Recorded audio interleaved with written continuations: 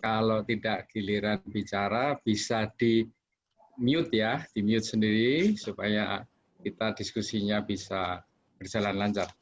Bapak Ibu semuanya, alhamdulillah pada siang hari ini kita bisa berkumpul bersama ya atas undangan DPD RE Jawa Barat. Memang undangan-undangan RE ya anggota RE dari DPD RE itu banyak sekali ya. Bentuknya juga macam-macam. Tetapi di moderator pertama saya kenal Mas Joko. Terlebih dari itu ada kondisi Jawa Barat itu merupakan lumbung landed house. Ya Bapak Ibu, saya bacakan sedikit Bapak Ibu. Lumbung landed house ya. Landed house terbesar portfolio pertama adalah Jawa Barat. Dia mencapai ya, realisasi 2019 itu mencapai 22.000 lebih. Ya. Yang kedua Jawa Timur, itu masih terpaut jauh juga. Yang ketiga Sumatera Utara. Yang keempat Banten. Yang kelima Jawa Tengah. Artinya apa kalau kita lihat petanya? Kelihatannya landed house menengah ke bawah sangat mendominasi. Dan kalau lihat 5 daerah itu didorong oleh investasi perusahaan-perusahaan kawasan industri semacam itu ya. Kalau kita lihat kantong-kantongnya, lihat saja Banten, lihat saja Jawa Barat. Jawa Barat ini luar biasa ya. Di samping jumlah penduduknya terbanyak, tetapi memang terbukti portfolionya paling tinggi. Ya. Kita harapkan di situ bank-bank juga bisa mensupport dan juga bisa sehat. Yang kedua Bapak Ibu, maksud tujuan pada hari ini, saya dibisikin Mas Joko, ini salah satu bentuk kepedulian dari DPD RE Jawa Barat. Artinya apa? Bagaimana kondisi sekarang ini, new normal atau orang bilang pandemik, bahkan sekarang sudah ada kondisi-kondisi akan diumumkan, ya mungkin nanti bulan-bulan Oktober, kondisi pencapaian ekonomi yang mungkin Bapak Ibu sudah mendengar kita ada minus yang ya cukup karena 2 kuartal berturut-turut. Untuk itu harus ada penyikapan yang baik sebagai pelaku bisnis, sebagai owner, ya, terutama properti. Kenapa? Bapak Ibu, saya ingin menyebutkan properti. Properti itu salah satu sektor yang sampai detik ini masih dianggap kebal. Kenapa? Karena sektor-sektor lain itu ada sektor yang terdampak serius drop, tetapi ada sektor yang justru naik. Dan di tengah-tengah ada between. Di antara between itu sektor keuangan. Ya. Properti tadinya masuk di sektor yang terdampak serius. Namun pada saat kuartal kedua bulan Juni diumumkan, alhamdulillah properti masih kebal, masih positif 2,3%. 2,3%. Ya. Sementara ekonomi dari kuartal kedua itu kan minus 5,6 ya. Yang tadinya properti dianggap akan terdampak ya. Nyatanya masih kebal. Dan kalau kita melihat telusuri lagi Bapak Ibu, saya mengutip data hari ini hasil survei.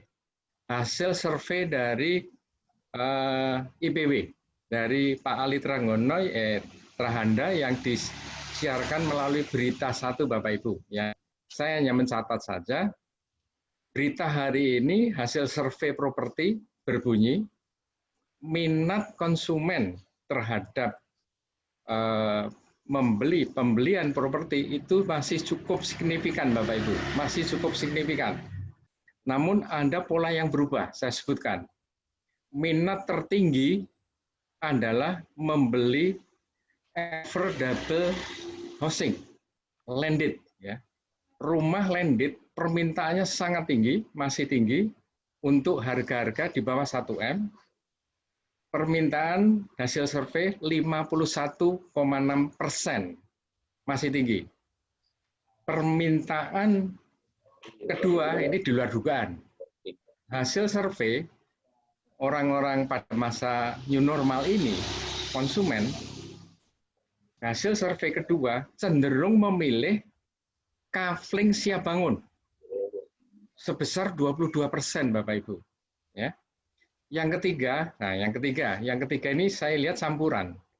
Yang ketiga, masih ada peminat terhadap apartemen. Itu pun harganya juga harga yang affordable, gitu. Sebesar 11%. Ya. Bapak Ibu, itu peta hari ini. Jadi, Bapak Ibu, kita akan berbicara di sini, diskusi, dan alangkah baiknya kita mendapatkan arahan dari pelaku sekaligus kalau saya membaca data-data dari Buana City Group sangat bisa dijadikan contoh. Bapak Ibu pasti bersedia dan setuju kalau yang kita tampilkan adalah perusahaan yang tergolong masih imun dan sehat. Ya.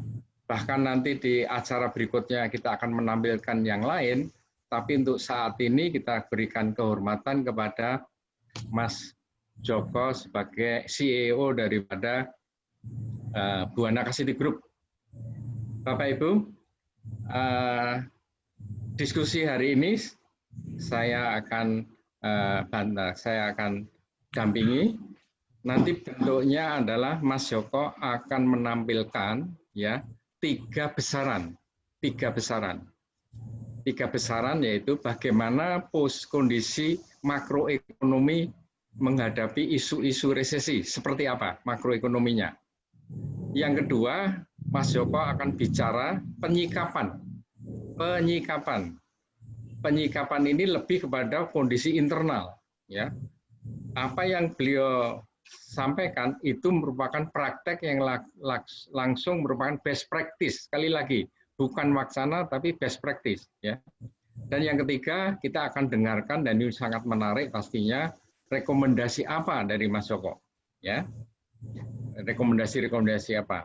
Dan diskusi saya akan pandu, diperbolehkan kayaknya kita ini pesertanya 50-an masih oke, apabila saya akan membuka termin-termin diskusi supaya tertib gitu ya. Jadi saya akan pandu. Sebelum saya serahkan ke Mas Joko, saya sedikit akan bacakan. Ya, Boleh Mbak Neneng tampilkan CV dari Mas Joko. Mas Joko Suranto, beliau ini dulu saya kenal waktu itu Kepala Cabang Pembantu Bank BTN. Ya. Ini profil beliau masih muda banget. Beliau ini yang tergolong milenial, katanya begitu. Ya. Beliau memimpin sebagai CEO Buana City Group setelah beliau pensiun dini atau mengundurkan diri dari BTN tahun 2008. Ya. Next. Yang penting di sini adalah beliau samawa, punya 1 istri 3 putra, dan beliau ini yang terpenting memiliki 3 besar entitas, yaitu properti, finance, hotel. Di properti mempunyai 30 proyek dan 11 kota. Nilai proyek 2,7 triliun. Ini cukup bisa jadikan contoh, ya. Kenapa Pak Joko tidak mau go public, nanti boleh ditanyakan, ya, boleh ditanyakan. Ini kalau lihat dari portfolionya juga sudah cukup bagus, luar biasa, 2,7 triliun.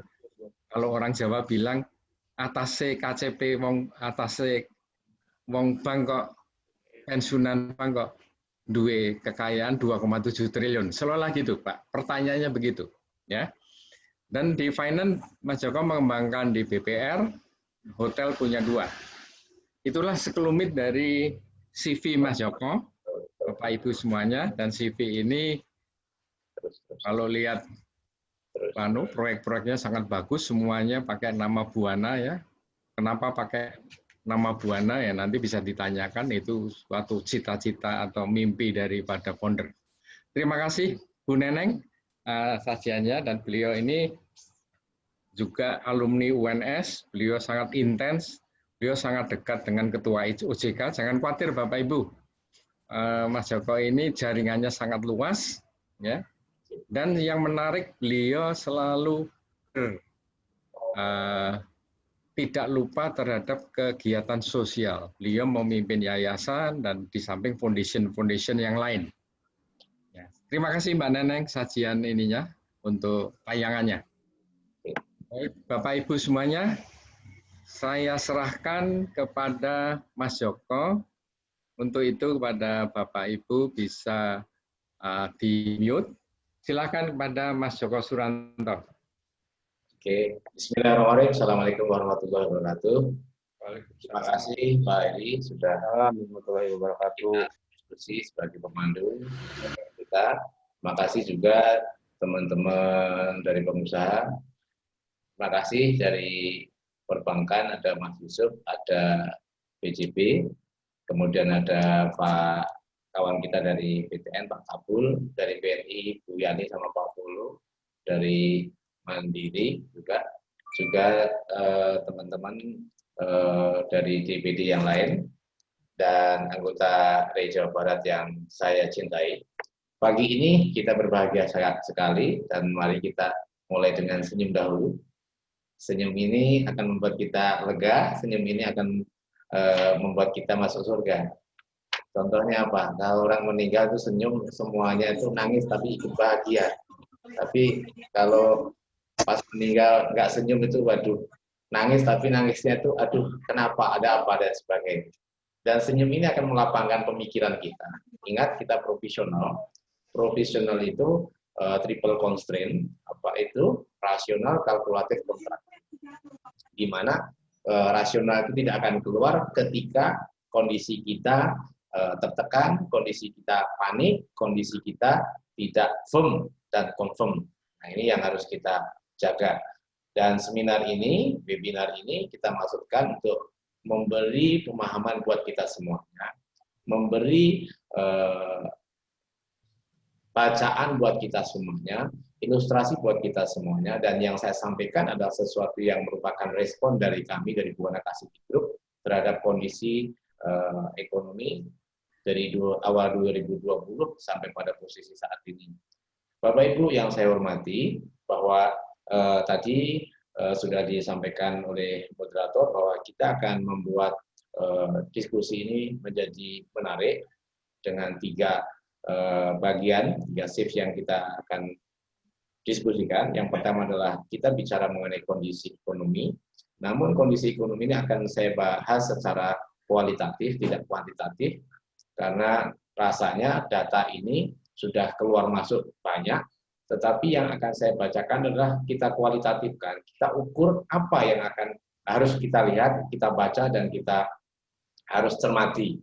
Yang kedua akan kita bicara mengenai bahwa apa yang di depan kita itu rasanya juga sudah kita lihat, namun ibaratnya orang main golf, kalau mau putting itu lubangnya kelihatan, tapi greennya kan harus dilihatin kanan kiri kan diamati sehingga pukulannya bisa masuk. Apalagi yang jagoan kering-keringan kayak Mas Yusuf itu kan kadang-kadang asal mukul bisa karena sudah hafal, sering main kan begitu. Tapi kalau tidak sering main ataupun kondisinya berubah karena hujan, karena ada air, karena pernah diperbaiki, karena pernah ada angin dan sebagainya, maka pemahaman ataupun kita melihat secara cermat itu harus kita lakukan. Makanya kita berbicara mengenai penyikapan, bagaimana respon, bagaimana melihat, bagaimana kita mendetek.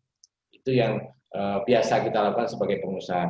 Yang ketiga akan kita berikan rekomendasi, dan ini tetap pada posisi bukan sesuatu yang sempurna, tetapi setidaknya ini bisa menjadi guidance. Karena alhamdulillah di tahun 2020 ini saya seumur-umur menjadi pengusaha belum pernah minus. Kita pernah mengalami minus selama 2 bulan di tahun ini. Ini adalah sesuatu yang akan saya share. Jadi kebijakan bisnis kita akan saya share. Ini adalah bagian dari niat kita untuk selalu memberi manfaat. Siapa tahu, insya Allah akan menjadi amal jariah buat kita semuanya. Bapak Ibu, boleh ditampilkan dulu untuk data ekonomi. Data ekonomi kita melihat bahwa kita saat ini akan di kuartal 2 dan 3 pasti minus, dan itu berarti akan resesi. Nah, resesi itu apa? Resesi berarti berhentinya roda ekonomi. Apa yang terjadi? Ya hidup masih. Tetapi dalam hidup itu kualitasnya menurun. Supply and demand pasti menurun. Dan kemudian dari data itu juga, maka pemerintah juga membuat sebuah respon, ada yang namanya dana pemulihan ekonomi nasional, yaitu sebesar 695 triliun, dan pada posisi September ini baru terrealisasi sekitar 30%. Artinya apa? Pemerintah pun juga mengalami, kalau kita bilang kebingungan jangan, mengalami fenomena di mana uang saja untuk dikucurkan itu susah. Karena apa? Tujuan dari PEN itu adalah menggerakkan. Nah, menggerakkannya apa? Sektor yang multiplier-nya langsung running seperti itu. Karena apa? Kondisi minus ini karena memang perputarannya itu berhenti. Nah, ini pengen menggerakkan itu semuanya, maka ada dana pemulihan ekonomi. Dan saya salah satu wakil ketua Satgas Pemulihan Ekonomi di Jawa Barat. Kemarin kita juga melakukan banyak diskusi dengan gubernur dan sebagainya. Dasar pemikiran kita sehingga kita bicara mengenai ekonomi, bicara mengenai penyikapan adalah bahwa COVID-19 ini tidak akan berhenti di akhir tahun. Itu artinya apa? Artinya bahwa resesi ini masih akan berlangsung minimalnya akhir tahun ataupun di kuartal 1 itu masih ada. Jadi kita perlu determinasi, dan jadi kita perlu kekuatan untuk mengantisipasi. Jadi kita harus menyiapkan banyak hal sehingga kita tidak larut, tidak tergerus, kita bahkan tidak hilang seperti dinosaurus seperti itu. Yang kedua, menurut para pengamat ekonomi, itu baru di 2022-2023 itu akan kembali normal secara ekonomi. Artinya ini adalah long way. Ini adalah jangka panjang sekali. Maraton kita itu panjang. Kita kemarin dihajar 6 bulan aja sudah begitu. Nah, apalagi ini normalnya kembali ya. Normalnya kembali itu baru di 2002. Artinya di 2001 pun dampaknya itu juga masih terasa.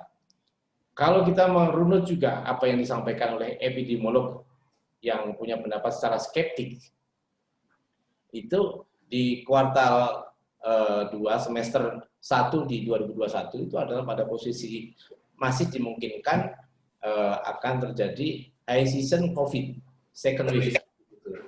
Nah, itu berarti akan memberikan dampak di mana ekonomi ini masih akan tertekan sekali. Kalau sampai yang diproyeksikan atau di pendapat epidemiolog skeptik ini di semester 1 2021 itu pada posisi high season sampai 60.000, berarti kita lockdown-nya panjang. Nah, nanti rekomendasi kita akan berbicara seperti itu.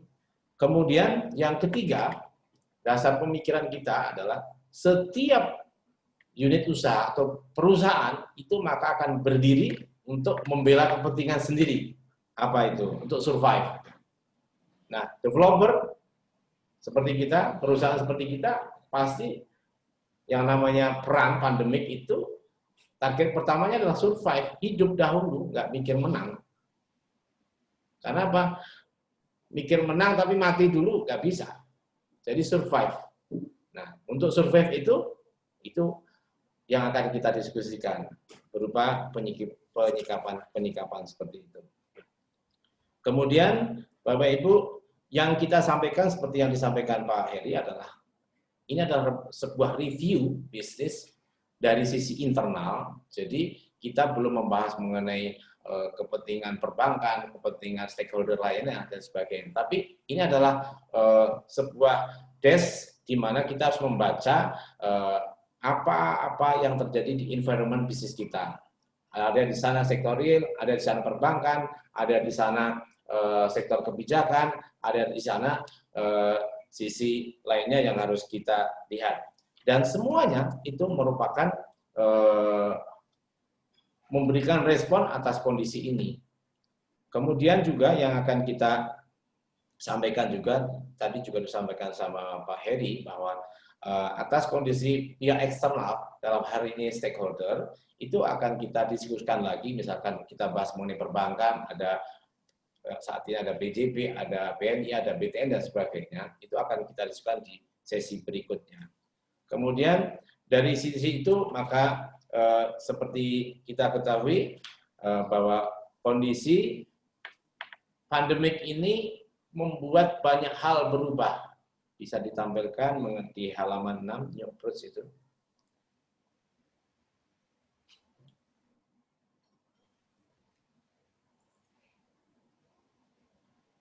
Oke, di halaman 6 itu kita lihat, Bapak Ibu, bahwa di New Approach itu kami mengambil 3 respon. Kami membuat sebuah respon atas kondisi pandemik ini dengan menamakan New Approach. Apa disebut New Approach?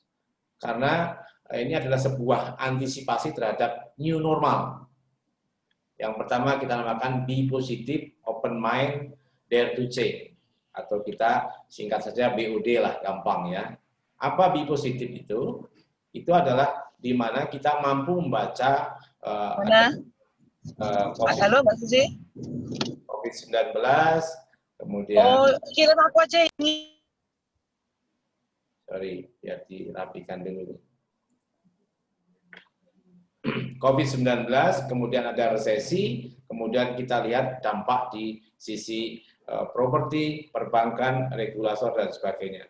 Kita buka dahulu mengenai di positif di halaman 7. Apa yang terjadi di ini dengan dampak COVID akhirnya resesi? Yang jelas adalah pendapatan masyarakat turun, daya beli melemah, pendapatan kelompok usaha menurun. Tadi Pak On juga pasti merasakan saat ini. Jumlah pengangguran bertambah, banyak unit usaha berhenti, PHK bertambah. Ini secara prosentase semuanya ada, dan ini yang paling besar. Pendapatan masyarakat menurun berarti apa? Penyempitan pasar. Daya beli melemah berarti apa? Pengurangan daya beli masyarakat. Pendapatan kelompok usaha menurun berarti apa? Investasi tertahan. Jumlah pengangguran bertambah berarti apa? Itu bisa menjadi masalah sosial. Banyak unit usaha berhenti, berarti apa? Segmen pasar juga menurun, berarti pemerintah harus menyiapkan safety net, social safety net, dan sebagainya. PHK bertambah, berarti pasar dari properti itu menurun. Lanjut, dari situ dampaknya di sektor properti, ya tadi, maka akan ada segmen pasar yang mengecil, kemudian harus selektif. Kalau kemarin ibaratnya Summarecon mau buka aja jebret, itu sampai berjubel-jubel, saat ini juga susah, mengalami penurunan dan sebagainya. Kemudian banyak sektor terdampak. Ini maksudnya adalah banyak usaha-usaha yang terdampak. Tadi pernah disinggung sama Pak Heri bahwa ada yang terdampak banget, ada yang kurang terdampak atau malah akan tumbuh, misalkan sektor kesehatan, IT, teknologi, sektor telekomunikasi, dan sebagainya. Ada yang between-nya. Nah, ini banyak sektor terdampak. Dan Jawa Barat, minusnya dari nasional juga lebih besar, karena manufaktur yang ada di Jawa Barat itu sangat tinggi. Kemudian ada pembatasan-pembatasan sektor usaha yang dibiayai, sehingga memang berhenti. Perbankan juga melakukan ini. Kemudian ada keterbatasan dalam interaksi dan komunikasi, sehingga cara penjualan kita juga harus berubah. Kemudian dampak di sektor perbankan. Perbankan pasti susah likuiditasnya. Karena apa? Ya karena tidak ada pergerakan sosial karena nggak ada aktivitas, sehingga banyak orang yang standby uangnya tidak dalam posisi untuk bergerak. Kemudian NPL-nya tinggi karena tadi ada yang harus PHK, unit usahanya turun dan sebagainya. Performanya juga turun. Sehingga apa? Perbankan pun untuk mengantisipasi, tadi kita ingat bahwa setiap usaha pengen menjaga keberadaannya untuk survive dan sebagainya. Perbankan pun juga sama. Mereka juga harus berjibaku dengan performanya, sehingga akhirnya restruknya ribuan. Kalau kita hitung, total restruk itu sudah di 23 triliun di beberapa bank himbara itu dan sebagainya. Kemudian impact-nya apa? Mereka melakukan proses-proses itu menjadi ketat, selektif, hati-hati, dan itu adalah sesuatu yang baru bagi developer, bagi pelaku usaha, sehingga itu kadang-kadang yang membuat teman-teman menjadi bingung, susah, dan sebagainya. Dan ini ya yang harus kita baca betul seperti itu. Kemudian dampak dari sektor regulator, ini ada OJK, ada pemerintah juga, ada PUPera juga. SLIK dengan jangka waktu. SLIK ini sangat mengganggu karena SLIK di sana memuat riwayat gimana ketika orang sudah pernah NPL itu susah mendapatkan akses bank. Di POJK 11.03.2020 itu disampaikan bahwa ketika restruk itu tidak mendapatkan catatan, tapi pada kenyataannya perbankan mencatat itu, sehingga akan susah. Restruk pemerintah menjamin restruk dengan penempatan dana di perbankan dan sebagainya. Ada pengetatan, kemudian juga dari PUPera kemarin ketentuannya bertambah, kemudian berubah-ubah dan sebagainya. Itu adalah sesuatu yang harus secara positif harus mau kita terima. Makanya be positif artinya apa? Kita berprasangka baiklah. Dalam kesulitan pasti ada kelapangan pada saatnya. Di dalam konteks itu pasti ada sesuatu yang akan menjadi kebaikan di kemudian hari. Itu yang kita lihat sebagai sebuah kenyataan dan harus kita terima. Kita kembali ke Pak Joko. Yes.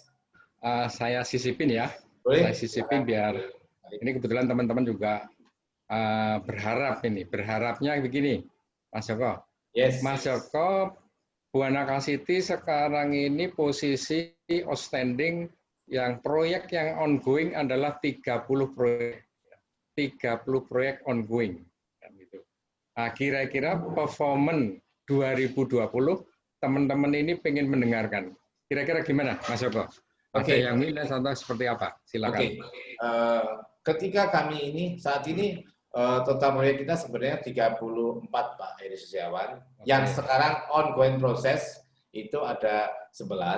Jadi yang lainnya itu portofolio yang pernah ada dan ada yang sudah selesai dan sebagainya. Ada 11 itu dari sisi portofolio itu semuanya ada 3 yang totally berhenti. Ya, artinya secara pendapatan itu sudah susah karena rata-rata itu nilai unitnya di atas 1 miliar. Nah, dari portofolio itu 9 yang lainnya semuanya running produksi. Dan yang agak terdampak itu di segmen apa ya Pak Joko? Segmen yang menengah ke atas. Kalau untuk ukuran size di Jawa Barat seperti itu. Oke, saya lanjutkan. Ketika di awal tahun kita 2020, kami pernah merekomendasikan kepada teman-teman anggota DPD RI Jabar bahwa di 2020 itu akan semakin sulit. Maka tolong percepat cash in, tahan ekspansi, kemudian kurangi beban. Yang keempat adalah jual aset-aset yang non produktif. Itu di awal tahun kita sudah wanti-wanti seperti itu. Dan kita juga membuat alternatif pembiayaan, kita dorong BJB, kita dorong BNI, dorong yang lainnya, karena ini adalah alternatif, karena BTN saat itu menggunakan RBC itu yang membuat teman-teman tuh kesusahan seperti itu, sampai saat ini. Nah, dari sisi itu kita kemudian secara internal, kita di bulan 3, 4 itu minus. Karena tiba-tiba blek gitu ya. Berhenti semuanya, PSBB, panik semuanya dan sebagainya, kita minus. Seumur-umur kita baru minus secara usaha di 2020 itu. Makanya kita merumuskan yang namanya dare to check tadi. Apa yang kita sampaikan tadi pasti dirasakan teman-teman semuanya di situ. Nah, sehingga kenapa harus saya sampaikan? Toh ini sudah diketahui. Ini pentingnya. Karena apa? Kalau sesuatu yang sudah kita ketahui dan nggak kita hitung, maka kita juga nggak akan bisa mengelola. You can manage, you can account it. Anda tidak bisa mengelola kalau Anda nggak bisa menghitung. Jadi tekanan variabel pasar seperti apa, variabel dari regulasi seperti apa, variabel dari sisi keuangan seperti apa, itu yang harus kita hitung. Dari situ maka kita akan berbicara mengenai open mind. Ketika ada dampak sektorial, dampak di perbankan, dampak di regulasi, dampak juga di environment bisnis, maka kita harus mengambil kesimpulan apa yang berubah. Apa yang berubah? Yang berubah adalah, yang pertama minimal adalah perubahan segmen. Yang kedua adalah perubahan cara distribusi. Yang ketiga adalah perubahan mitigasi. Yang keempat adalah perubahan proses. Yang kelima adalah perubahan pendekatan-pendekatan kita terhadap environment business, pasar, perbankan, dan sebagainya. Ini yang harus kita mau. Jadi kalau di positif itu adalah prasangka baik lah. Husnuzon saja gitu loh. Bahwa ini tuh sesuatu yang real dan memang nggak bisa kita elakkan. Kita nggak bisa mengeluh. Kalau mengeluh kita energi kita habis. Kalau kita menyalahkan, kita nggak pernah bergerak. Nah, dari pemahaman itu kita melakukan pemetaan, mitigasi, perubahan segmen. Berarti apa? Yang terdampak mana? Sektor mana yang masih punya kemampuan? Sisi perusahaan mana yang masih bisa tumbuh ketika semuanya terdampak seperti ini? Kemudian mitigasi apa? Kalau kemarin-kemarin kan kita nggak pernah membuat mitigasi risiko bisnis itu ada yang namanya pandemik, risiko kesehatan, nggak ada itu. Nah, saat ini ternyata kita harus menambahkan risiko bisnis kita itu ada yang namanya risiko kesehatan. Kita biasanya mitigasi itu minimal 4 atau 5.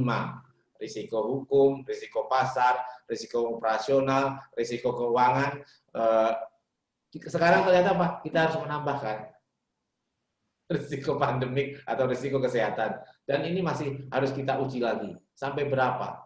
Kemarin di bahasan kami dengan gubernur di GTP, Gugus Tugas Pengendalian Pandemi, itu ada 2 skenario. Tolong diterima ini sebagai sebuah diskusi ya. Jangan harus kita dewasa mengelola bahwa di skenario terburuk tuh Desember di Jawa Barat itu 3 juta. Skenario optimis itu 80.000. Artinya kita pada posisinya minimalnya apa? Protokol COVID kita harus tegakkan sehingga kita bisa membantu penyebarannya. Yang kedua apa? Jaga keluarganya, jaga bisnisnya sendiri-sendiri. Seperti itu. Jadi dengan perubahan segmen itu, maka kita harus berubah. Tadi kondisinya sudah kita mitigasi, ada minimalnya 5 perubahan itu, berarti apa? Organisasinya harus disesuaikan, cara-cara pendekatannya disesuaikan, maka harus dare to change, berani berubah.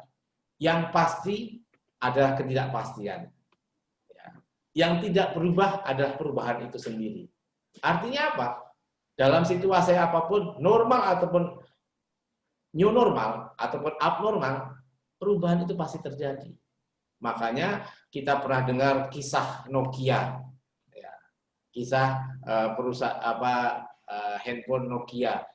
Kita pernah mendengar kisah Ericsson, kita pernah mendengar Toshiba dan sebagainya. Apa? Perubahan harus selalu dilakukan dan kalau kita tidak berubah maka akan tertinggal. Dare to change di situ. Karena dengan begitu kita kalau sudah paham kondisinya, kita paham yang harus kita hadapi, maka kita harus mampu menyesuaikan. Kita harus mampu mengkamuflase diri kita sendiri sehingga kita bisa berubah dan bisa bersiap untuk menghadapi kondisi. Apa itu perubahannya?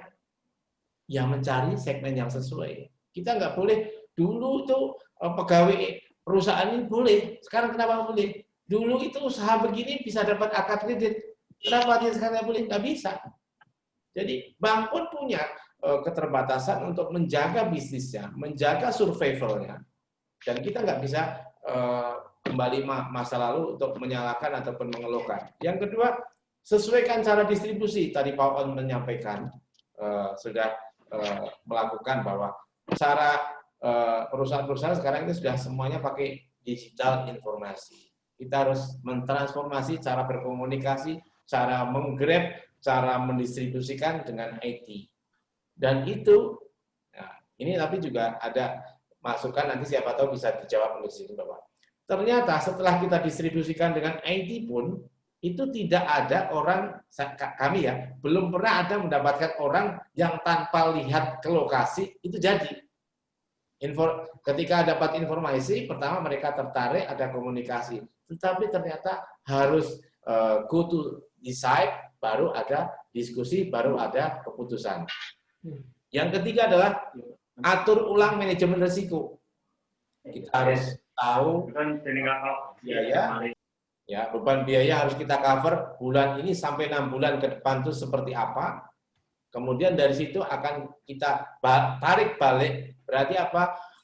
Tren untuk penjualan, untuk booking, untuk akadnya berapa-berapa dan dari mana. Setelah itu baru kita akan harus juga penyesuaian proses. Tadi kita sudah terbiasa nih penyesuaian proses. Kalau kemarin-kemarin tuh dengan dokumen sekian sudah selesai, dengan kategori ini sudah selesai. Ternyata sekarang ada pengetatan, ada hati-hati, ada site, ada uji, ada si kaset, ada si pitung, ada simpenan dan sebagainya gitu. Kalau simpenan saya tarik ya, nanti malah diikuti sama teman-teman. Jadi itu yang harus kita selalu edukasi kita, tim kita, dan yakinkan bahwa ini adalah saatnya berubah. Kita harus selalu menyesuaikan, gitu. Jadi tanpa perubahan dari cara pemahaman kita, maka kita tidak akan berubah. Sehingga apa? Akhirnya apa? Kita buntu.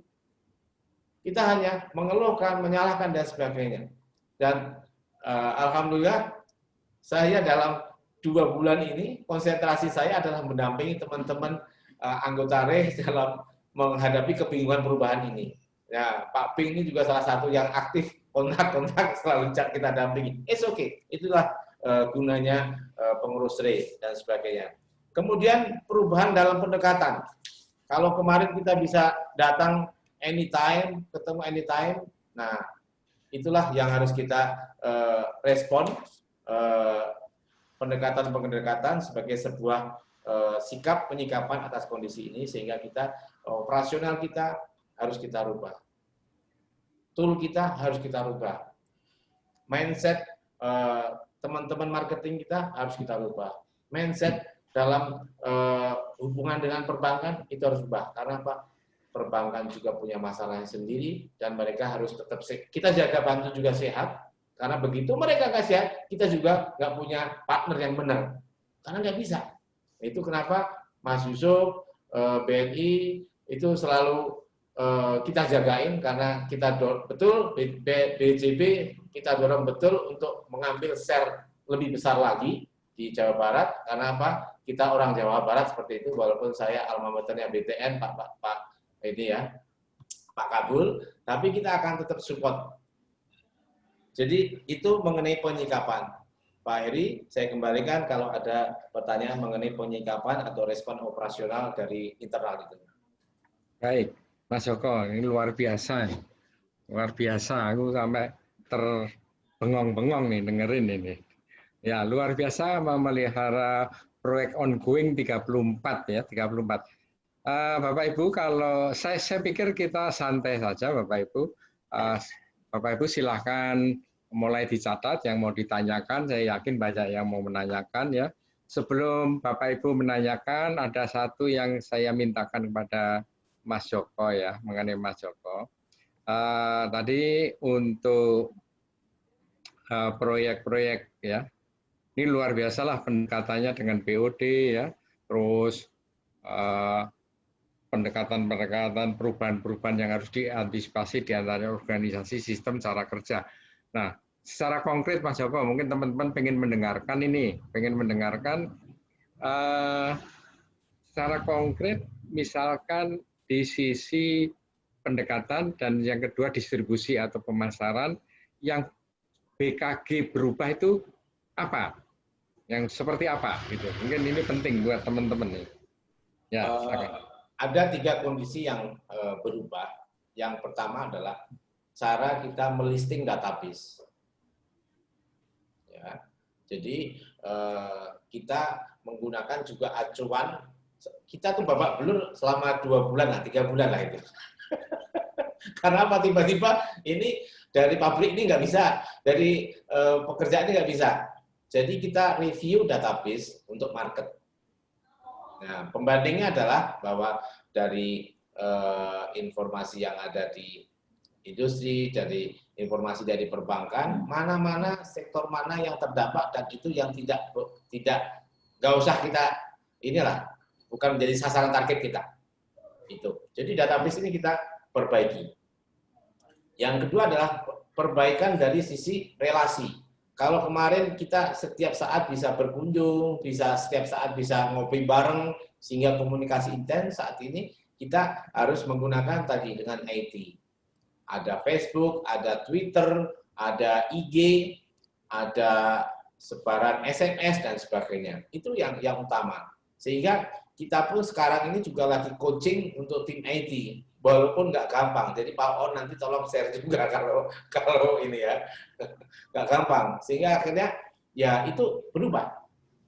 Yang ketiga adalah cara kita menggrade customer yang ada.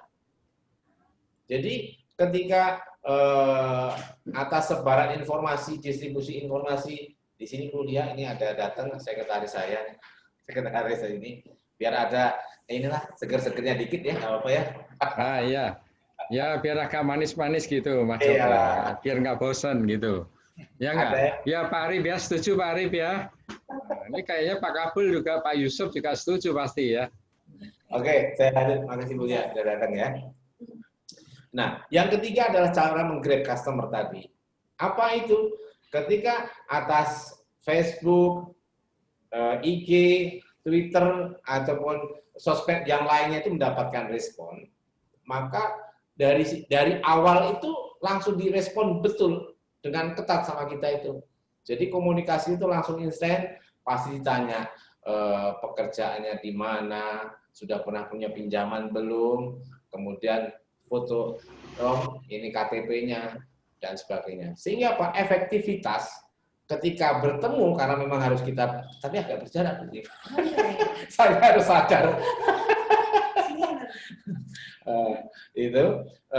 Itu langsung kita mendapatkan sesuatu yang real, gitu, sesuatu yang terukur. Jadi ketika konsumen masuk kepada kita, itu adalah memang konsumen, kalau kami menamakannya itu Bapam, gitu. Kalau Bapam itu ada ceritanya lah ya. Artinya apa? Secara rasionalitas, secara validitas, kemudian secara validitas itu sudah terjaga. Apa itu? Masuk akal, pekerjaannya di situ, gajinya begitu. Kemudian datanya juga valid, ada slik dan sebagainya. Kemudian yang ketiga, kalau itu unit usaha, itu sudah ada riwayat rekening, koran dan sebagainya. Sehingga apa? Efektivitas ketika orang datang itu adalah bahwa oh ini adalah yang sudah sesuai dan dia sudah berminat, maka saat itu langsung Pak, minimalnya kita tuh maksimal 2 kali ketemu tuh langsung closing. Walaupun begitu, nanti saya juga akan kasih data. Tingkat kegagalan kita tuh dahsyat betul. Tingkat kegagalan itu hampir di atas 40%. Jadi walaupun sudah kita review, kita berkata, tetapi itulah kenyataan dan itu yang harus kita tetap jalani dan harus kita perbaiki seperti itu. Baik, Mas Joko. Ini kebetulan kelihatannya forum ini dihadirin oleh owner-owner dan bos-bos ini. dari Nindya Karya, Sumarekon, dan ini ada Bos Arfan juga, Ya. Pak Arfan, Pak Ahyar Arfan. Ini guru saya nih Pak. Oh ya. Mohon izin Pak Ahyar. Oh, kawan kita dari Batam itu. Ya. Silakan. Mas Joko, sebelum ada pertanyaan Mas Joko kok tiba-tiba mengembangkan ekspor kayu lapis ya.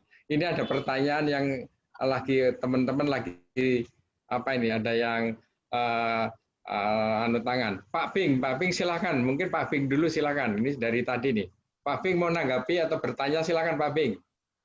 Pak Bing. Saya mau bertanya Pak Joko. Ya. Itu kan rumah-rumah yang sekarang dari keadaan yang Pak Joko hadapi itu, kan yang menengah ke atas nggak laku tuh. Nah, kita akan, saran Bapak itu kita harus dengan harga yang range berapa yang perlu kita lihat, baik itu yang rumah komersial maupun mungkin yang rumah subsidi, Pak. Subsidi udah jelas itunya apa harganya. Ya, silakan Mas Joko. Oke, satu dan lain hal, teman-teman semuanya, ya, bahwa kita harus selalu membuat mitigasi. Salah satu mitigasi yang harus kita hitung adalah pasar. Nah, ketika kita berbicara pasar, pastinya kita harus juga banyak pandangan-pandangan, data-data yang kita baca. Dan itu di DPDR sudah, alhamdulillah, selama periode kita itu setiap kali kita undang OJK, BI, dan mereka selalu memaparkan datanya. Dan kalau kemarin Pak Bing itu mengikuti Rakerda, itu pasti sudah membaca datanya. Kalau data BI, itu akan berguna juga Pak On nih Pak. Data BI pada saat Rakerda itu ada cerukan pasar yang besar, bukan besar ya, untuk pasar segmen atas Pak malah. Ya, masa dia saat ini memutuskan membeli atau tidak, itu berarti yang harus dioprek sama Pak On. Gitu. Untuk menjawab pertanyaan Pak Bing, bahwa segmen saat ini adalah segmen di mana pasar yang menengah ke bawah Pak. Karena apa? Basic need. Mereka tidak punya opsi untuk menunda, mereka tidak punya opsi untuk mencari alternatif. Karena apa? Begitu mencari alternatif kan mereka akan mendapatkan kondisi jarak tempuhnya dan sebagainya. Jadi ketika orang basic need itu berarti 500 ke bawah. Atau kita, kalau saya 400 ke bawah, itu pasarnya masih gemuk. Kalau mau kita turunin lagi 300, itu oke. Kira-kira seperti itu, Pak. Kami untuk di Buana Cicalengka itu walaupun bukan di pinggir jalan, itu setiap hari satu, Pak, minimal. Dan itu range-nya memang di atasnya RSA itu ya di 275-300. Semoga bisa menjawab, Pak Bing. Oke, Pak. Makasih. Baik, terima kasih. Saya lihat ada Mas Oon ya, Mas Oon dari Sumarekon. Mas Oon, lagi monitor nggak Mas Oon? Pak Oon? Ah ya, Pak Oon. Sorry, saya terima telepon bentar. Gimana? Pak Oon. Yep. Kebetulan Pak Oon ini udah hampir 20 tahun lah, ya. Dan juga sekarang anggota dari bos kita, Mas Joko ya. Kita ini harus ada dengan Mas Joko juga. Mas Oon minta tanggapan ya, untuk mempertajam pendapat-pendapat Mas Joko buat yang lain. Ya. Boleh menanggapi, boleh bertanya, atau boleh ada sharing. Begitu. Silakan Mas Oon dari Sumarekon. Silakan. Wah, sharing apa ya? Saya sih melihat yang perjuangan dari Pak Joko ini tadi ya cukup tangguh ya. Memang masing-masing itu berbeda ya, masing-masing itu berbeda. Jadi dalam satu company yang sama pun kalau kita punya satu development di tempat yang berbeda itu juga beda lagi gitu loh. Jadi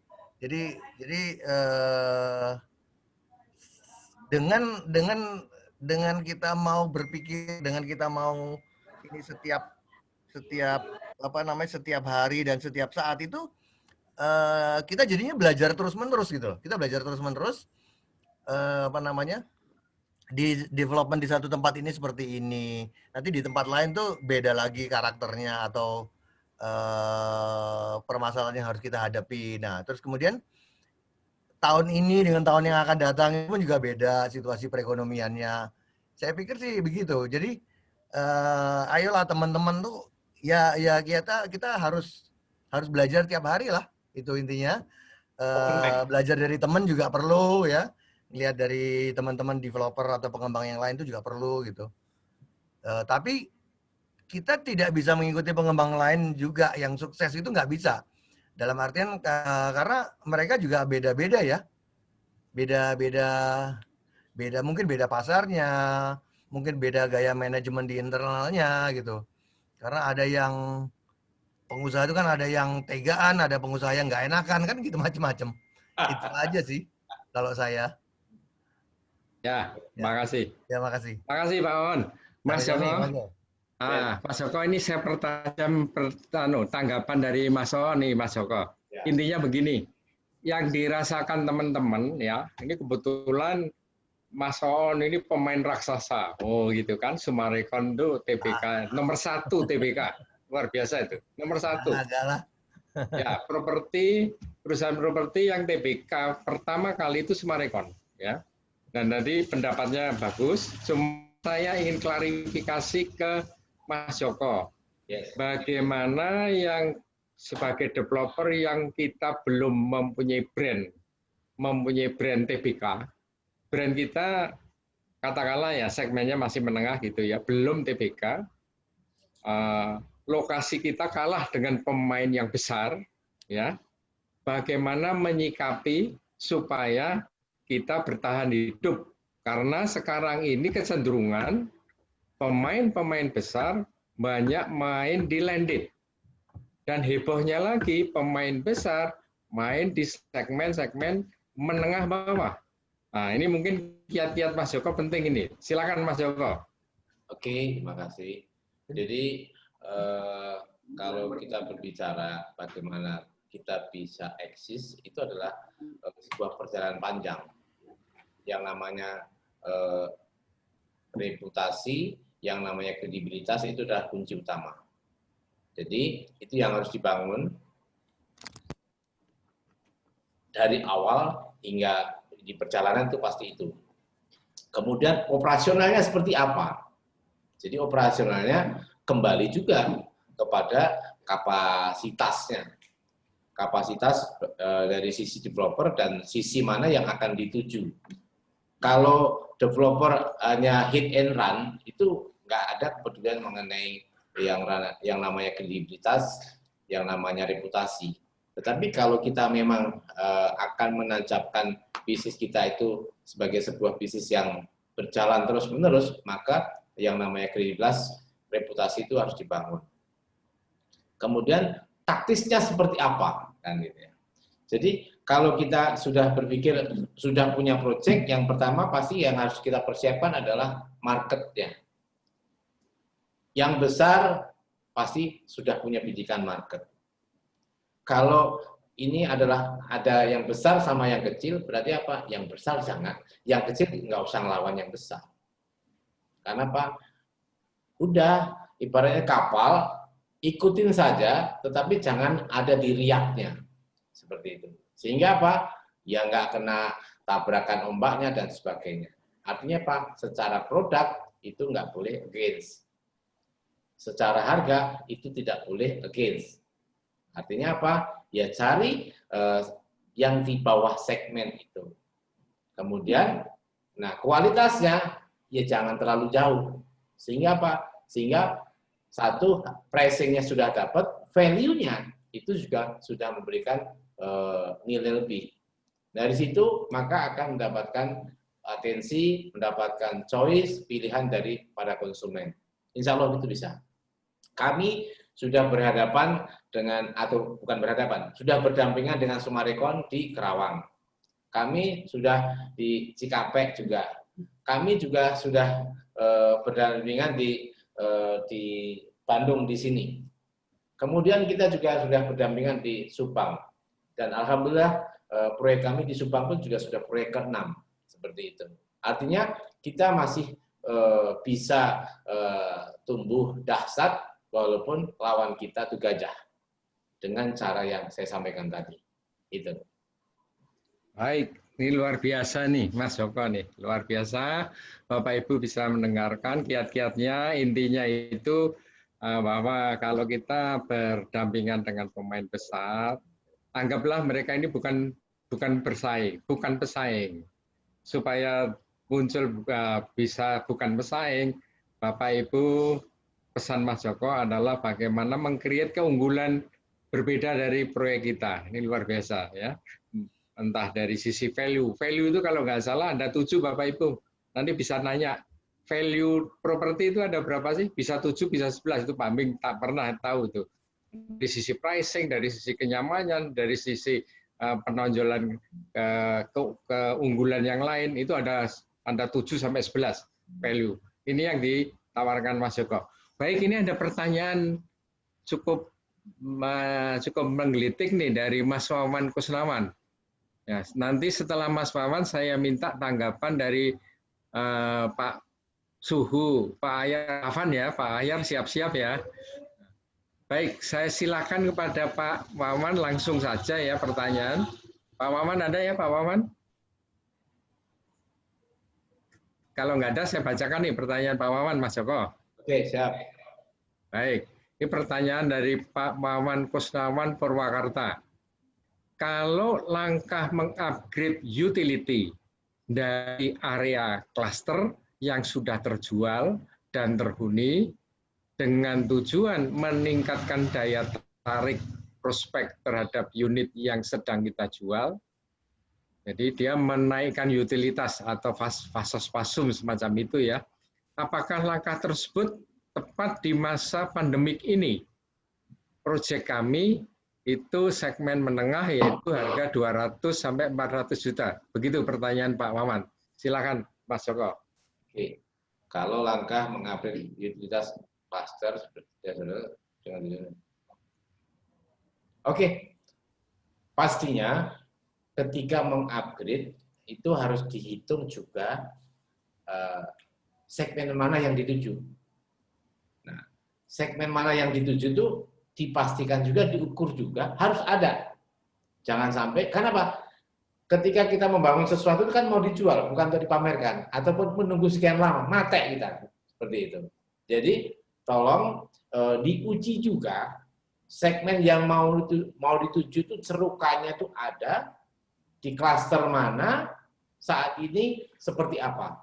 3 hal itu pertanyaan. Segmennya itu ada atau tidak, kemudian klaster mana, apa itu pekerjaannya, jenis pekerjaannya, dan sebagainya. Kemudian sekarang ini ada di mana? Ada di mana itu? Pada posisi akan memutuskan atau tidak. Nah, itu diukur. Nah, ukur juga bisa dengan review, dengan data, ada data OJK, perkembangan realisasi akad-akad di perbankan itu ada. Berarti, oh ada di segmen itu. Atau juga data BI. BI itu juga ada, setiap tahun ada. Nah, kalaupun nggak ada, tanya di BPS. Sekali-kalilah, atau kalau boleh, kita biasakan menggunakan database. Karena apa? Database itu adalah kebenaran. Kalau pakai intuisi, oke lah. Sekali boleh benar, 2 kali belum tentu benar. Nah, ini yang harus kita seperti itu. Itu dari sisi marketnya. Artinya apa?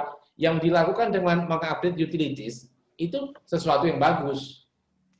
Ya, karena apa? Anda juga bisa menggunakan komunitas yang sudah tinggal, yang sudah beli itu menjadi next marketer buat Anda. Artinya apa? Ada kepuasan, ada kebanggaan terhadap unit yang ada di situ. Maka dari situ, maka itu bisa digunakan. Nah, 2 approach terhadap peluang mendatangkan konsumen baru dengan upgrade utility itu diuji dulu Pak Wawan, sehingga apa? Anda bisa memastikan bahwa yang Anda akan investasikan ulang berupa upgrade utilities itu adalah memang menjadi value atas market yang mau di-create yang baru itu. Semoga bisa dijawab Pak Wawan. Tapi idenya sudah bagus itu.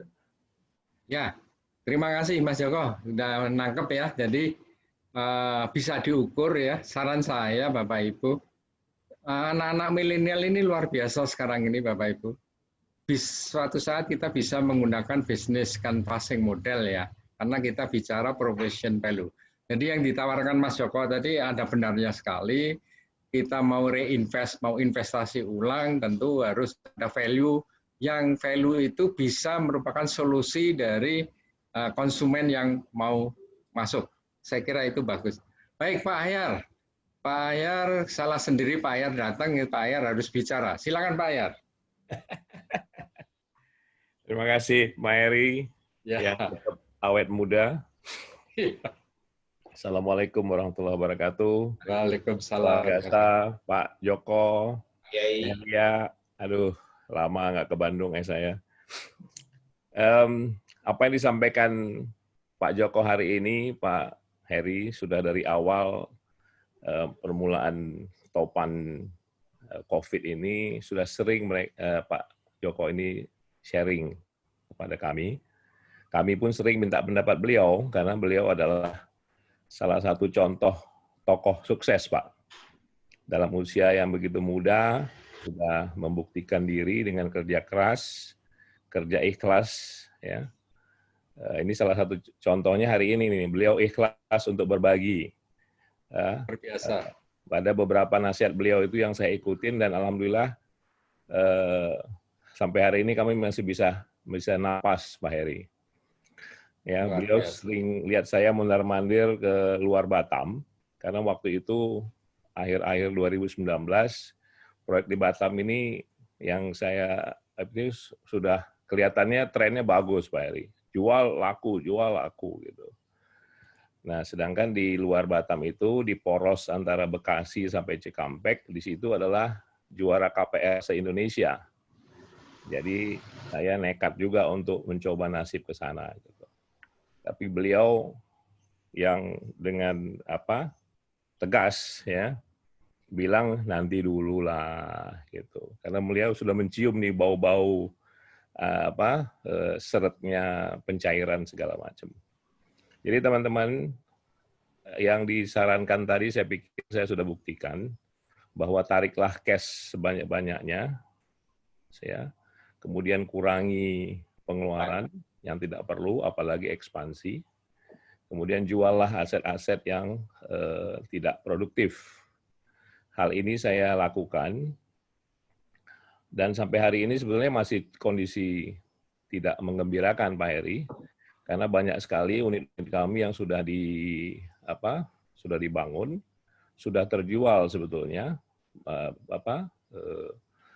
para pembeli sudah melunasi, tapi seretnya KPR dari bank.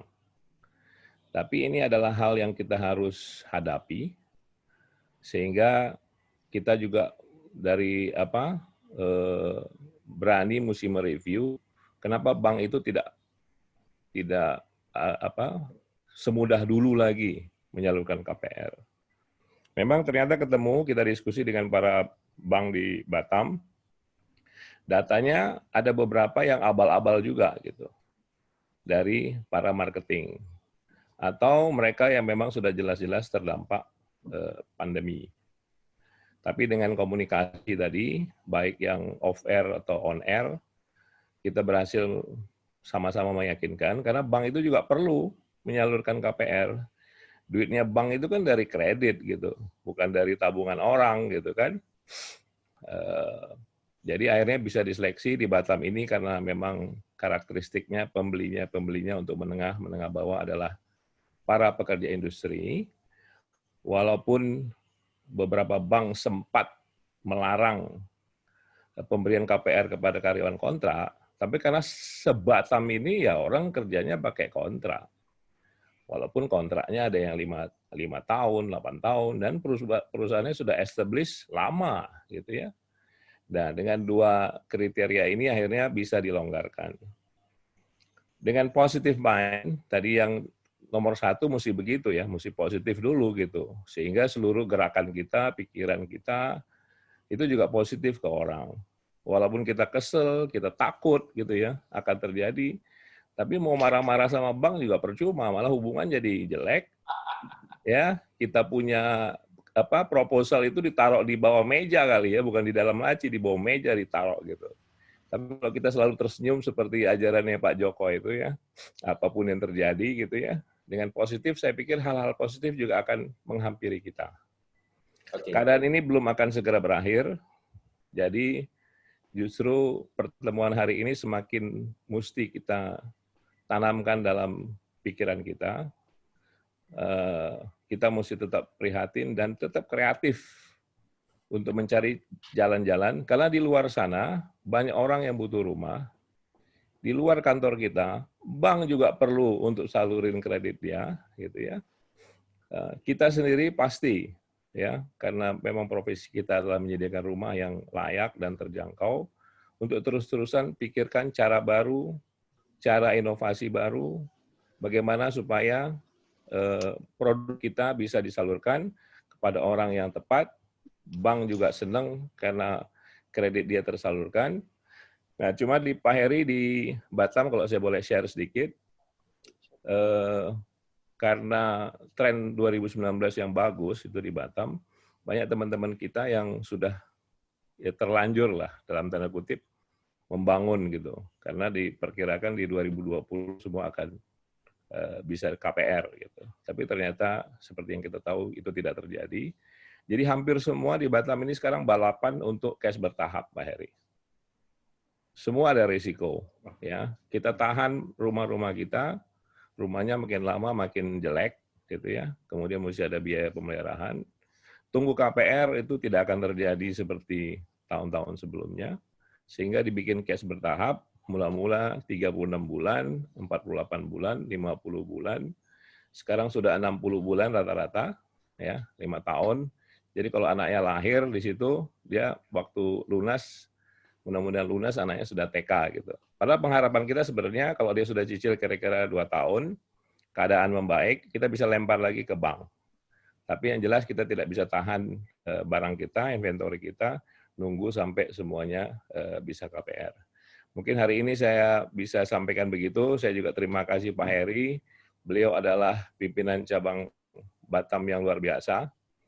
Sampai sekarang beliau masih bersemangat untuk membagi, menggali ilmu, termasuk membina jaringan antara kami dengan para perbankan dan teman-teman yang lain. Salam juga untuk Teh Gelis Lia. Harusnya dari pagi Pak Joko, jadi agak seger gitu kan. Nanti offline-nya ya. Cocok. Ya. Ini yang lain banyak teman-teman. Assalamualaikum. Waalaikumsalam warahmatullahi wabarakatuh. Luar biasa Pak Ahyar. Pak Ahyar ini luar biasa ya, kalau Bapak Ibu sempat ke Batam, begitu turun dari Yang Nadiem harus nyebut nama Pak Ahyar 3 kali. Itu sebagai persyaratan. Beliau banyak kiat-kiatnya, dan terpenting tadi tanggapannya sangat setuju, paralel dan memperkuat pendapat dari Pak Joko. Kiat-kiat Pak Joko ini ternyata sudah sampai ke Batam juga, gitu kan. Dan tadi kata-kata penting ya, menyikapi secara positif ya, be positif ini luar biasa. Kenapa Bapak Ibu? Bapak Ibu, ada hal yang penting tadi disampaikan Pak Ahyar ya, intinya adalah semua sektor sekarang ini lagi pada kondisi men-set up risk model masing-masing. Properti, tadi Pak Joko sudah menyinggung tentang setup mitigasi risikonya seperti apa, termasuk bank. Bank ini juga pasti sangat tidak mau bank ini juga nanti menerima sampah, yang tadi Pak Ahyar betul sekali. Artinya bank ini juga sekarang menata risk model yang paling cocok, ya, yang paling cocok ya, sambil jalan di samping harus melayani dan di samping bank harus juga berjualan. Pak Joko, ini ada banyak pertanyaan ini. Selanjutnya langsung aja masuk pertanyaan berikutnya aja. Pak Joko, masuk. Nah, ini ada dari Pak Yusuf Supriyadi. Tim Pen Jabar, apa anggaran APBD Prof Jabar tahun 2021 untuk program FLPP apakah sudah dianggarkan? Kira-kira kalau sudah dianggarkan berapa banyak, Pak? Monggo Pak Joko. Oke, kami memang sudah meng-create dan Gubernur Jabar sudah setuju untuk membuat dana penempatan dana sama Mas Yusuf, nanti Mas Yusuf BJB nanti tolong ikut berbicara juga bahwa Pemprov Jabar, saya sebagai Wakil Ketua Pemulihan Ekonomi Jawa Barat, itu mendorong Pemprov untuk mengambil posisi, mengambil peran dalam hal bagaimana memperbesar kuota yang ada di Jawa Barat. Dan itu sudah confirm, Pak Boy sebagai Kepala Dinas, itu TikTok-nya juga bagus, dengan Mas Yusuf juga bagus, dan insya Allah akan confirm. Mengenai berapanya, confirmnya sudah ya, berarti clear satu ya. Jadi Gubernur sudah oke. Kemudian emojinya sedang dikerjakan. Kemarin saya juga ketemu sama TAP-nya, saya sampaikan. Kemudian berapanya? Di APBD di 2020 ini sudah nggak bisa, habis semuanya untuk COVID ini kan gitu. 2021 di anggaran perubahan akan diupayakan, karena kalau di APBD pastinya setelah diketok itu maka di 2021 di bulan Mei akan diupayakan untuk dimasukkan di dalam perubahan, sehingga di 2021 itu akan ada pendampingan. Besarnya berapa? Itu sekitar 250 miliar. Permintaan kita, kondisinya nanti seperti apa, itu akan kita dorong untuk sesuai dengan itu. Dari situ maka minimalnya itu bisa menambah 7.000-an sampai 10.000 untuk tambahan di Jawa Barat. Nah, ini apakah mau diambil sama Mas Yusuf semuanya, sama BJB? Nah, kita ini saudara saya itu ikut ada di sini. Silakan Mas Yusuf kalau ini ada yang disampaikan dari BJB. Nanti juga kawan BNI juga sama Kapul, kawan kita dari BDN juga untuk bisa menyampaikan 1 menit, 2 menit. Silakan Mas Yusuf. Terima kasih Mas Joko. Bismillahirrahmanirrahim. Assalamualaikum warahmatullahi wabarakatuh. Waalaikumsalam warahmatullahi wabarakatuh. Pertama-tama saya mengucapkan banyak terima kasih Mas Joko atas undangannya, Mas Heri beserta Bapak Ibu yang hadir di webinar ini. Alhamdulillah kita yang hadir di sini masih diberikan nikmat sehat, tentunya untuk disyukuri bersama. Apalagi tadi sudah mendengar paparan Mas Joko ya, salah satunya be positif. Nah, Mas Heri, Mas Joko ini banyak memberikan inspirasi buat saya dari sejak saya kenal beliau 2010 di Ciamis ya. Mungkin Mas Joko pada saat itu juga baru beberapa tahun bergerak di properti ini. Tapi beliau sudah banyak menginspirasi, salah satunya yang tadi disampaikan oleh Mas Heri, bergerak, selalu ingat di kegiatan sosial katanya. Saya selalu ingat bersedekahlah setiap hari Mas Yusuf. Katanya. Ini nambah lagi, di positif gitu ya. Tadi satu lagi, Mas Yusuf, BJB itu porsinya harus terbesar di Jawa Barat. Nah, banyak hal lah yang sudah saya terima dari Mas Joko, yang tentunya itu menginspirasi dan membuat saya selaku pemimpin divisi KPR untuk bisa apa yang tadi disampaikan Mas Joko menjadi salah satu perbankan yang porsinya terbesar di Jawa Barat setelah BTN. Ya. Kalau mau ngikutin kakak seperguruan, BTN nampaknya belum bisa dalam beberapa tahun ini. Cukup kedua saja. Nah, terkait dengan apa yang tadi disampaikan, informasi tambahan kuota yang akan dialokasikan oleh Provinsi Jawa Barat, memang untuk angkanya betul apa yang tadi disampaikan oleh Mas Joko di kisaran angka tersebut, dan itu tadi usulannya adalah di APBD perubahan. Tahun ini provinsi sebagaimana provinsi daerah lain sangat disibukkan dengan penanganan COVID. Nah, dengan angka itu,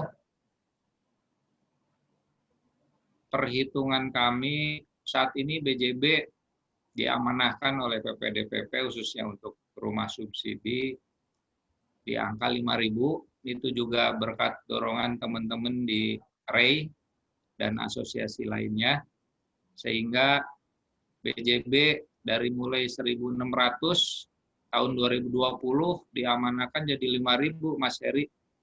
Ini berkat kerjasama yang baik antara kami dengan teman-teman di REI dan asosiasi lainnya.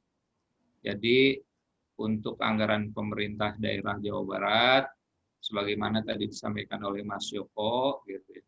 Adapun untuk dana apa tadi ya, dana PEN ya, dana PEN kami BPD terbesar juga yang mendapatkan dana itu. Alokasi khusus untuk properti memang tidak terlalu besar karena lebih banyak ke sektor produktif. Untuk properti ini KPR kami diberikan alokasi 145, alhamdulillah dalam 2 bulan ini sudah mencapai 75%. Dan itu peruntukannya khusus setinggi-tingginya yang tipe 70, Mas Heri. Jadi di luar itu tidak diberikan dana PEN. Ya. Hal lainnya yang ingin saya sampaikan kepada Bapak Ibu sekalian, tadi ada beberapa hal yang cukup menarik buat saya yang ingin saya sampaikan.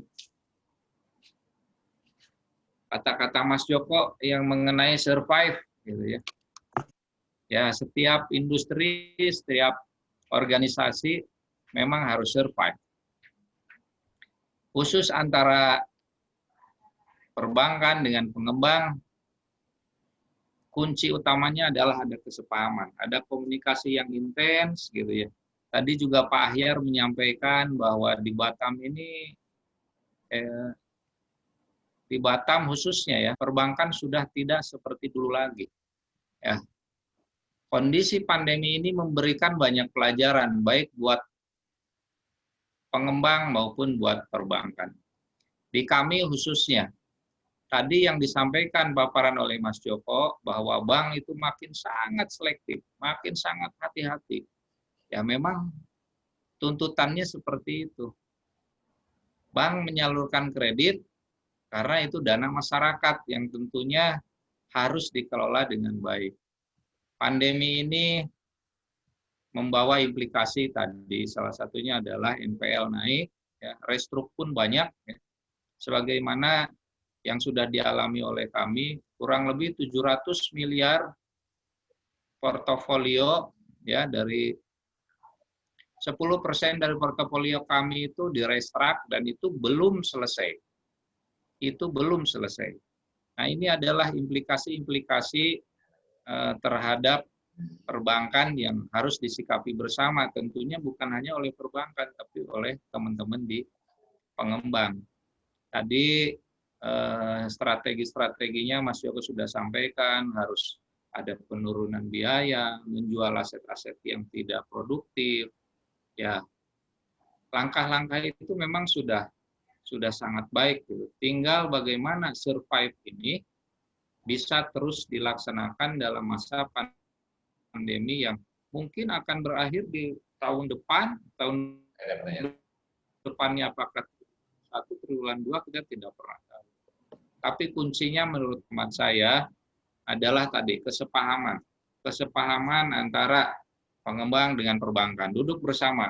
Sebagaimana yang beberapa kali saya lakukan dengan timnya Mas Joko, baik itu permasalahan penjualan maupun permasalahan kualitas kredit. Karena ketika bank NPL-nya naik, Mas Heri, ketatnya minta ampun, gitu ya.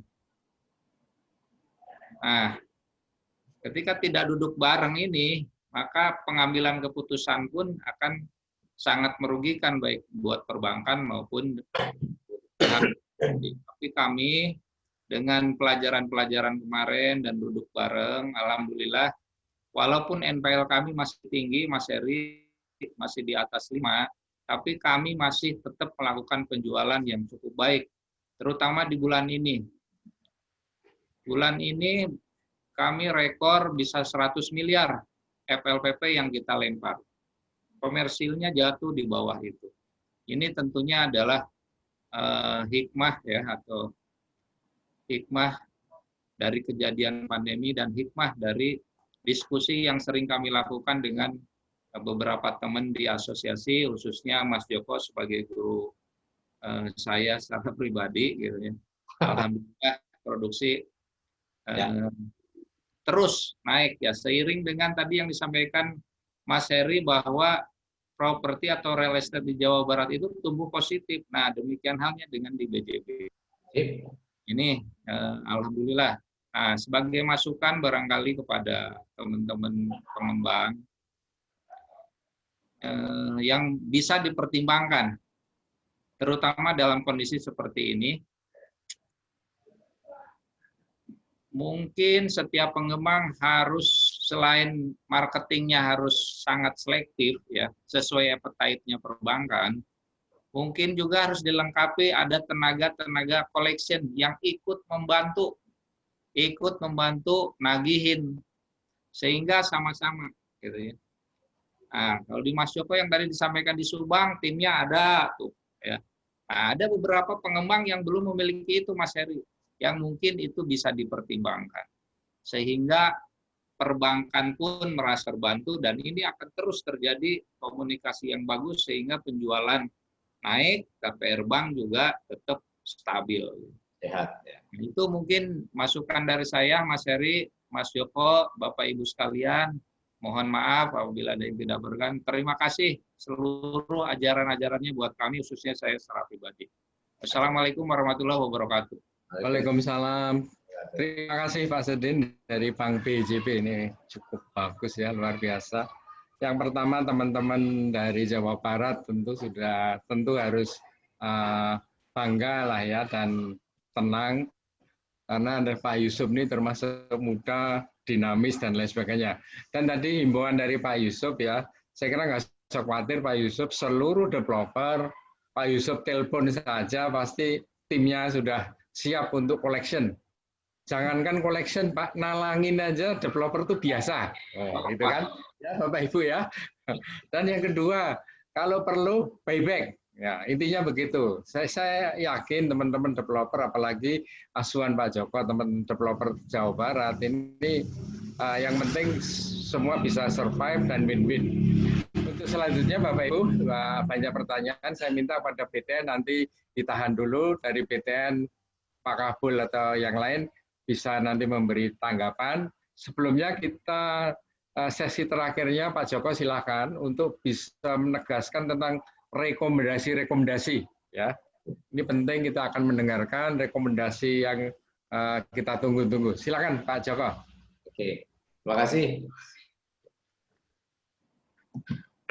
Jadi di awal kita sampaikan yang namanya konsep BOD, be positif itu prasangka baik, husnuzon. Jadi semua terjadinya pandemi, COVID, resesi ini karena izin Allah lah. Artinya apa? Ada sesuatu yang dibalik itu dan kita harus berprasangka baik dan tetap melakukan kebaikan. Open mind itu adalah berpikir, tafakkaru. Jadi semua kita itu diminta untuk selalu berpikir bahwa mungkin kalau Epik bilang mungkin kita semua lupa dengan semua kesalahan. Siapa tahu kita bisa memperbaiki. Yang terakhir adalah dare to change. Semuanya kita harus selalu berubah karena apa? Hari ini harus lebih baik daripada hari kemarin dan hari esok harus lebih baik hari ini sehingga kita menjadi pribadi yang beruntung. Nah, dalam tataran tertentu tadi saya operasionalisasikan dan sudah kita diskusikan. Terakhir akan saya sampaikan mengenai rekomendasi. Yang pertama adalah mengacu terhadap apa yang saya sampaikan di depan bahwa setiap usaha itu harus melindungi dirinya untuk survive. Maka rekomendasinya satu adalah melindungi sumber penghasilan. Jadi perusahaannya jangan sampai kolaps dan sebagainya. Usahakan sumber pendapatan terjaga, survei. Artinya marketnya dijaga, produknya dijaga, hubungannya juga dijaga. Karena apa? Pengusaha reputasi itu utama. Pengusaha kredibilitas utama. Begitu kita ada sedikit permasalahan, itu bisa menjadi sebuah problem yang akan susah sekali untuk diobati. Yang kedua adalah memiliki cadangan. Apa yang dilakukan rekomendasi melindungi sumber penghasilan? Yang pertama adalah percepat cash in. Perbaiki cara penjualan. Kalau kami punya P4A, ya, percepat, perbaiki, perbanyak penjualan dan akad. Nah, pasarnya ada dan cari. Kenapa? Hanya orang yang mencari yang akan ketemu, seperti itu. Yang kedua, memiliki dana cadangan. Persiapkan dana cadangan dalam bentuk liquid. Tadi Pak Ahyar sudah alhamdulillah mengakui rekomendasi kita itu sudah terjadi dan dilakukan, ternyata bisa memberikan sesuatu value kan seperti itu. Dalam bentuk liquid, artinya apa? Hal-hal yang tidak produktif lepas saja. Karena apa? Ini maraton kita masih panjang. Maraton kita terhadap kondisi pandemi ini masih panjang, sehingga kita harus punya cadangan-cadangan. Yang ketiga adalah efektifkan pembelanjaan keuangan, tidak boros. Ayo, habit kita harus saat ini adalah kencangkan ikat pinggang. Nah, kemudian juga tidak menambah beban hutang dan sebagainya. Ini harus kita lakukan karena dengan begitu maka kita tetap rasionalitas kita terjaga. Kalau rasionalitas kita terjaga, maka kita bisa berpikir jernih, maka kita tetap bisa membuat keputusan yang bagus buat bisnis kita. Yang keempat, tidak panik dan tetap kreatif. Artinya apa? Kalau panik, maka kita tidak tahu jalan mana yang terbaik, jalan mana yang lebih baik, aset mana yang lebih baik, approach mana yang lebih baik. Kalau panik itu seperti itu. Makanya tadi di awal saya sampaikan, kita tetap berusaha profesional. Profesional itu seperti apa? Triple constraint. Rasionalitas, ya, calculated, contracted. Karena apa? Hanya dengan rasional, maka kita bisa membuat perhitungan kalkulatif, maka juga kita bisa mengkonkretkan apa yang dipikirkan, yang direncanakan, itu menjadi sesuatu yang nyata. Dan tetap kreatif. Artinya apa? Semua kondisi yang kurang bagus harus dibikin bagus. Harus cari bagaimana menjadi bagus. Bagaimana membuat yang lain tetap bagus. Nah, kreativitas itulah yang membuat kita tetap berjalan. Karena apa? Hanya yang berjalan yang akan sampai, seperti itu. Itu rekomendasi-rekomendasi kita, dan atas rekomendasi ini siapa tahu ada pertanyaan untuk mengkonkretkan, kita kembalikan ke Pak Edi Susiawan.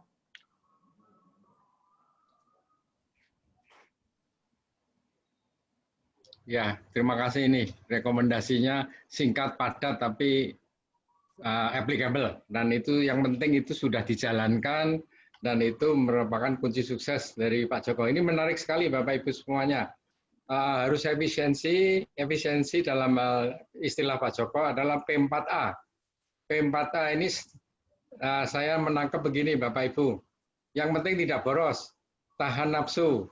Kalau mau beli Alphard, jangan beli Alphard, ya. Avanza cukup, ya. Atau kalau perlu sewa, begitu ya Pak Joko ya. Ya, betul. Dan kalau ada keinginan mau kawin lagi, tahan dulu, gitu ya. Yang boros-boros itu ya concentrate no, gitu ya.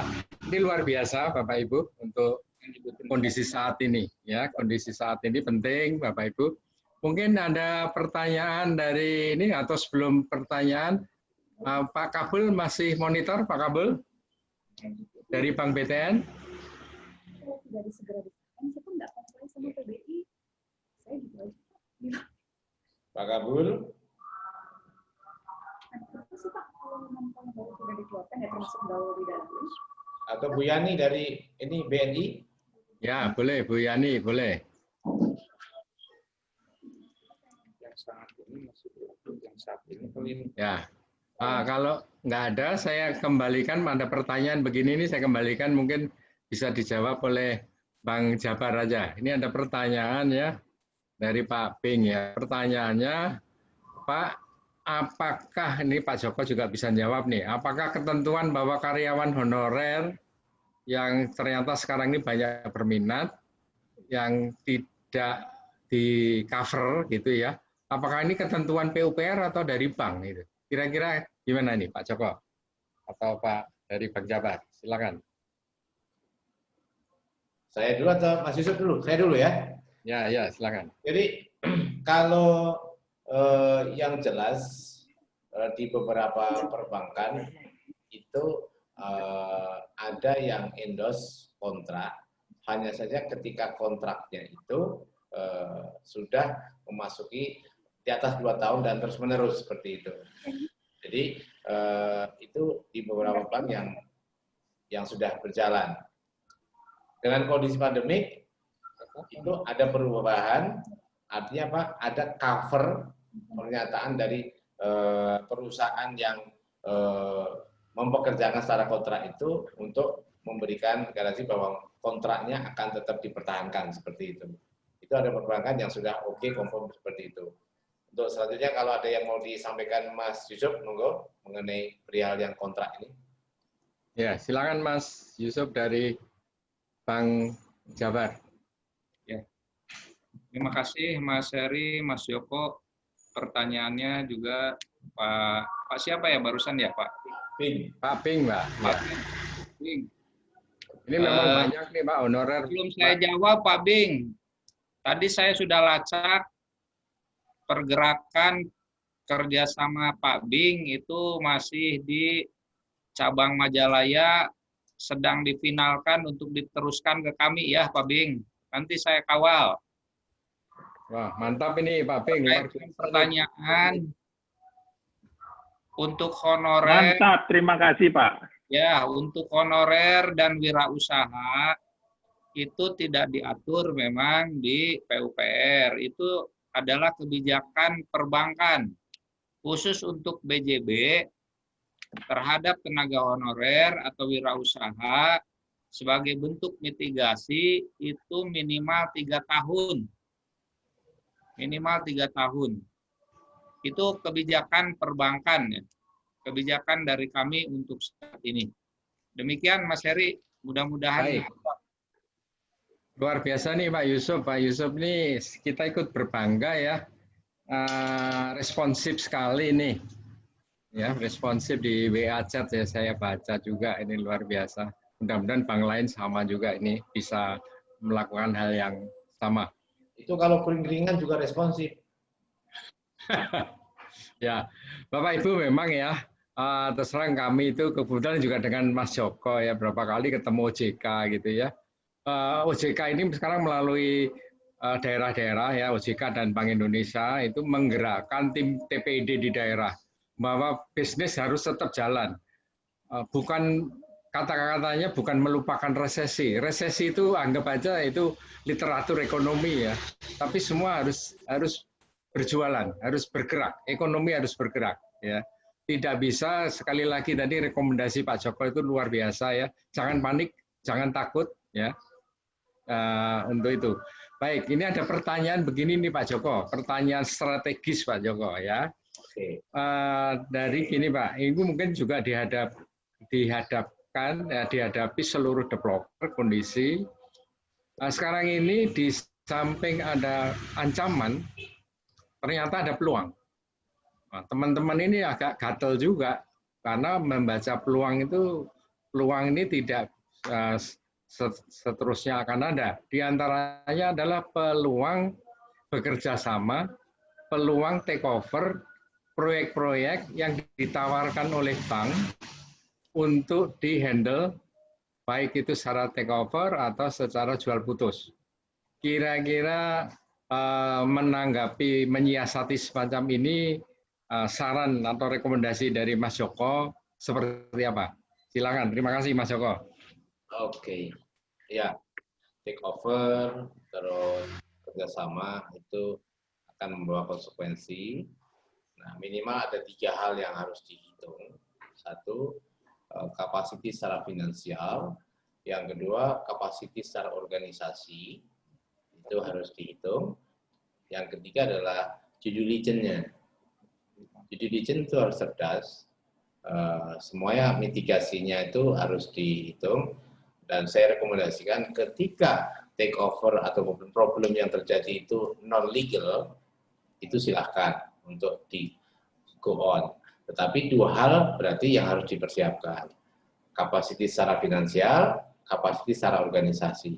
Produk bagus pun kalau organisasinya tidak bisa mengoperate, maka itu menjadi sebuah problem juga. Gitu.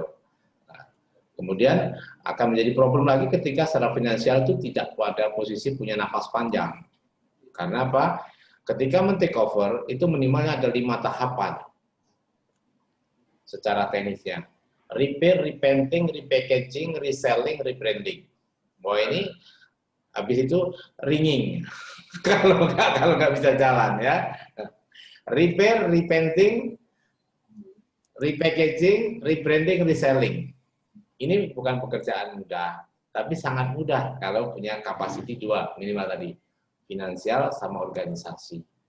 Jadi itu pertanyaan yang membuat saya bertanya lagi, memang ada lagi mana? Kan begitu. Ya. Dan Pak Joko ini sering melakukan semacam itu nih, Bapak Ibu, ya. Termasuk sukses mengambil alih di orang yang bilang, wah lokasi nggak bagus, itu di daerah Kuningan, betul ya Pak Joko ya? Yes, ya, alhamdulillah. Ya, boleh diceritakan yang Kuningan itu gimana Pak Joko? Oke, yang Kuningan itu, wah itu sebenarnya babak belur juga di awal. Babak belurnya karena apa? Ternyata data yang kita terima karena ini dari teman dekat, akhirnya kita agak kurang waspada, sehingga kita memulai itu dari awal. Apa itu? Pasti settlement secara legal. Nah itu yang paling berat, walaupun juga nggak berat. Akhirnya karena kita punya kapasiti organisasi, makanya kita lakukan. Yang kedua, kita membuat sesuatu value yang berbeda dari yang lainnya. Di sana relatively developer itu apa ya, ala kadarnya lah seperti itu. Nah kita hanya memberikan value apa infrastrukturnya gede, itu aja selesai di sana ternyata. Dan memang kita jagain betul dari kalau reputasi pasti kita aman lah ya, kredibilitas kita aman, mereka juga pasti googling, searching di sosmed itu juga tahu mengenai posisi yang harus kita lakukan. Jadi value yang kita tanamkan di sana adalah kita berbeda dari produk lain, kita punya produk kita tuh menciptakan masa depan yang bagus buat penghuni. Karena apa? Di sana itu sehat, di sana airnya jernih, di sana itu bisa menikmati kota dalam pegunungan. Nah, konsep itu aja. Dan itu tidak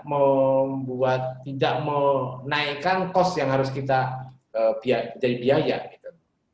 Karena apa? Ya konsep itu kita deliver dengan cara memakai kontur yang ada dan alhamdulillah bisa selesai.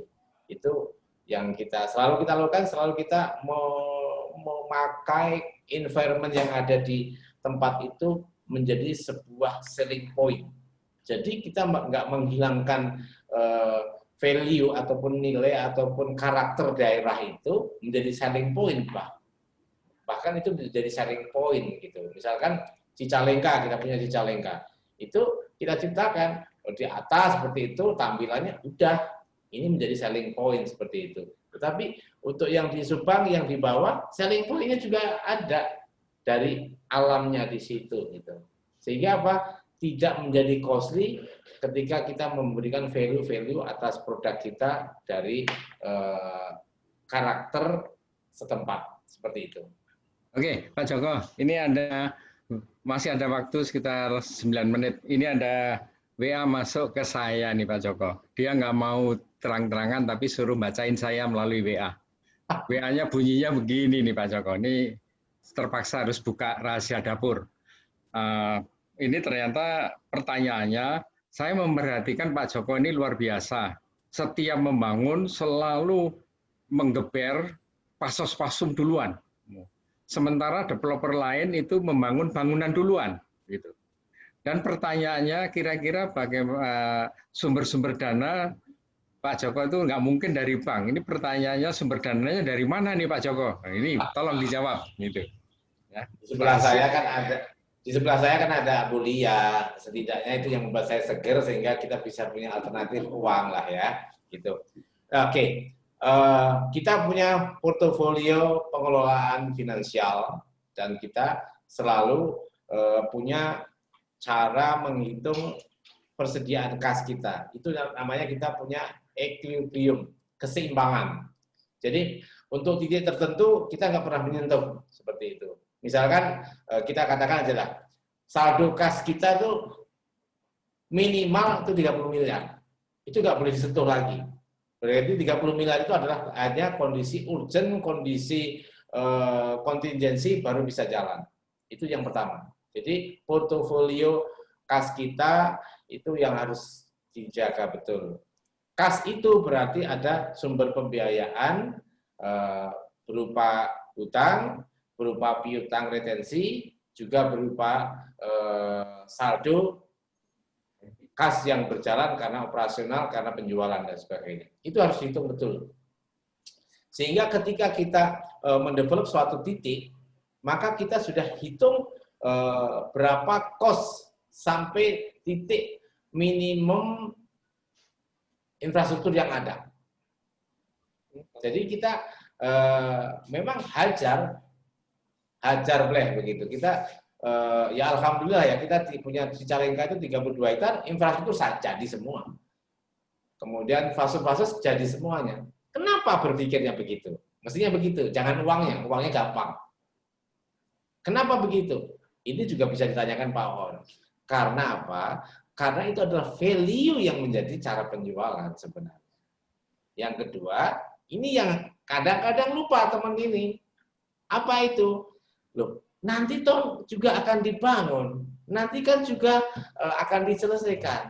Tetapi nanti bukan menjadi faktor pengenerit terhadap penjualan. Sayang dong, gitu loh. Jadi memang plus minus, tapi banyak plusnya ketika kita hajar di depan. Joko Suranto inspiration. Wes, mantep ini Pak On. Setuju Pak, setuju. Saya mendukung sekali.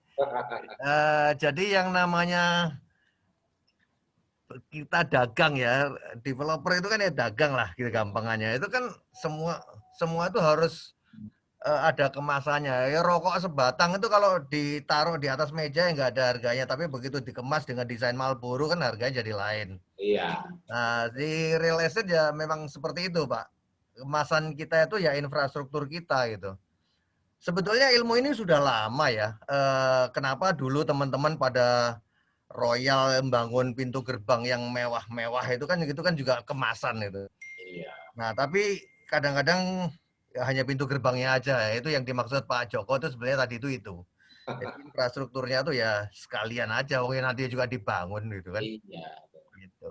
Ya itu jadi kemasan, Pak. Kalau jadi kemasan kan kita juga makin dipercaya karena ini developernya niat gitu ya. Developernya udah siap lah dengan infrastrukturnya. Itu. Ya, sama tambahan lagi mungkin ngelengkapin Pak Joko juga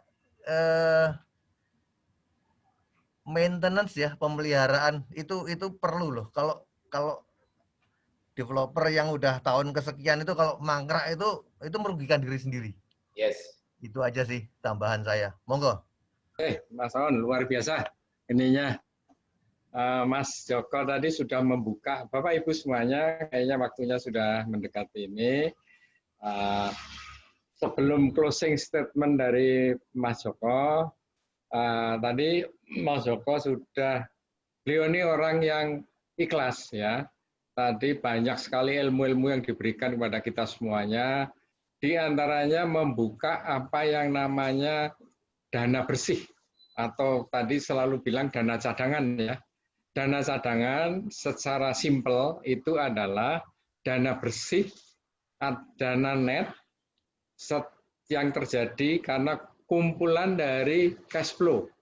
Cash in dikurangi cash out, ya, plus hutang macam-macam, plus dividen, sehingga muncullah dana net, dana bersih dana yang tidak mempunyai kandungan bunga. Itulah kekuatan dari Buana City Group, Bapak Ibu. Dari Bapak Ibu nanya melalui WA, ini sekarang dibuka oleh Mas Joko.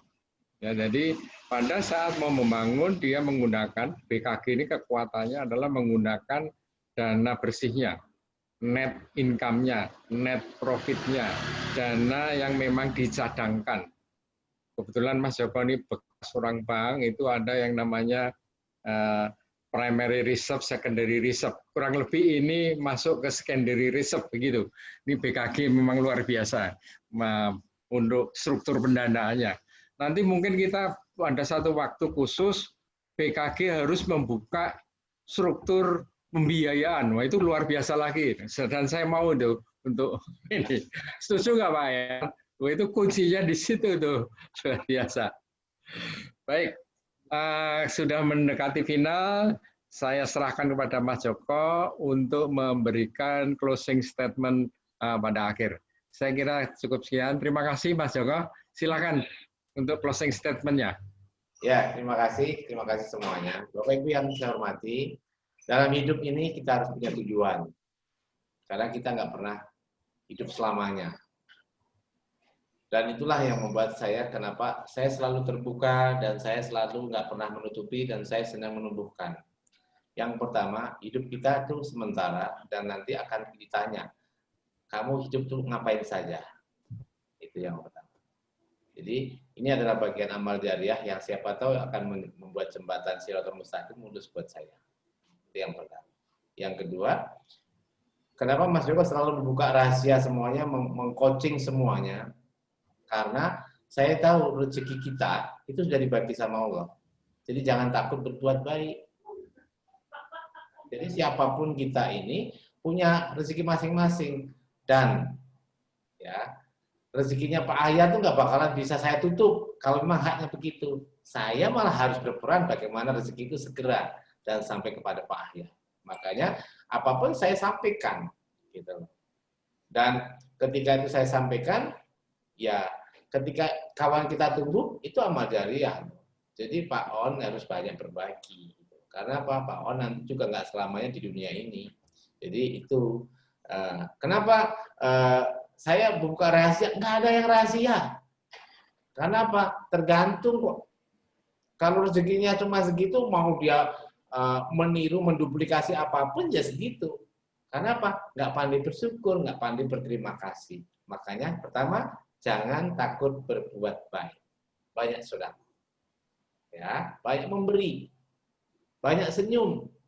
Itu. Yang kedua adalah, ini closing statement ya, CS Inspiration.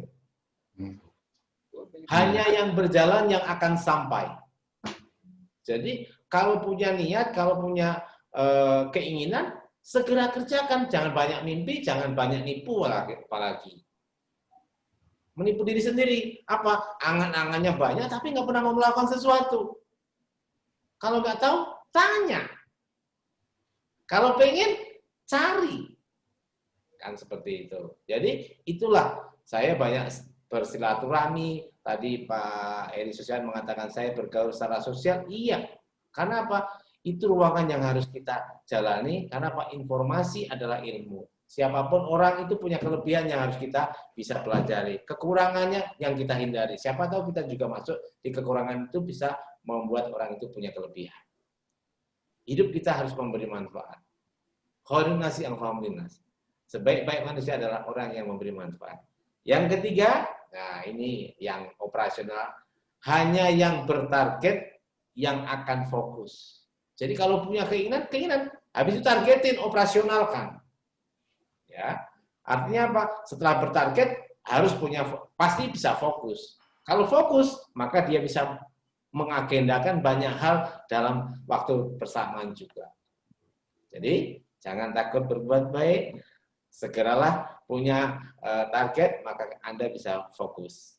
Dan segera kerjakan, karena apa? Hanya yang berjalan yang akan sampai. Insya Allah kita akan bisa melintasi, bisa menghadapi pandemi ini dengan baik. Insya Allah kita bisa selesaikan dan kita jaga bisnis kita dalam resesi ini. Karena apa? Kita punya niat baik untuk melakukan kebaikan.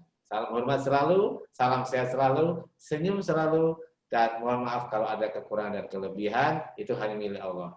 Saya terima kasih kepada Pak Heri Setiawan, Mas Yusuf, Pak Oon, dan teman-teman semuanya. Ada Ibu Sekretaris kita yang cantik ini, yang selalu menemani dan menambah gairah. You know gairah? Gairah untuk melakukan kebaikan, bukan yang lain-lain Pak Ayar ya. Terima kasih. Akhirul kalam, wassalamualaikum warahmatullahi wabarakatuh. Terima kasih. Senyum selalu, senyum selalu. Ya, ini mungkin bisa difoto ya. Ada permintaan recording ini diperlukan, mungkin nanti saya serahkan DPD Jabar ya.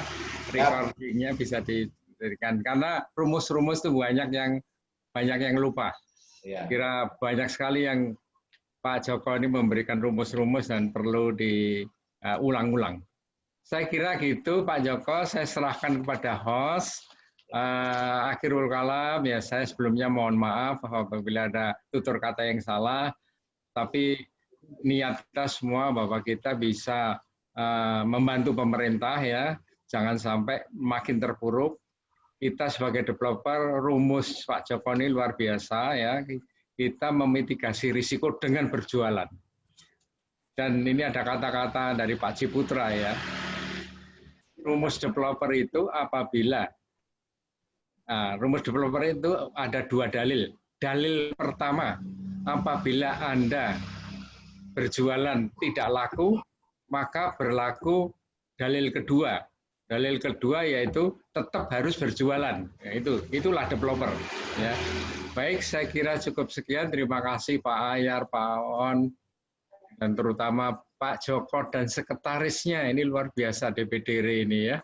Semeringah Pak Ari, Pak Yuyun, dari Bank Jabar, dari Bank BTN. Saya kira cukup sekian dari saya. Terima kasih. Akhirul kalam. Wassalamualaikum warahmatullahi wabarakatuh. Waalaikumsalam. Waalaikumsalam warahmatullahi wabarakatuh. Nanti dari BKG itu ya Pak Joko, recordingnya diminta teman-teman kayaknya. Oke, siap.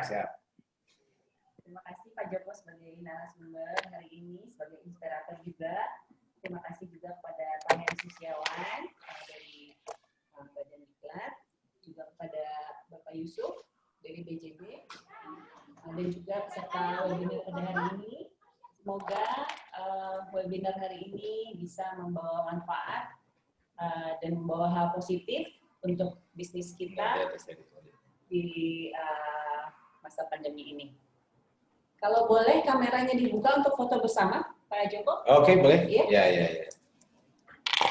Ayo, tampilin dengan senyum tentunya. Aduh, ada Pak Indra. Aduh, lagi jalan-jalan Pak Hendri. Boleh senyum? Foto bersama. Senyum dulu. Satu.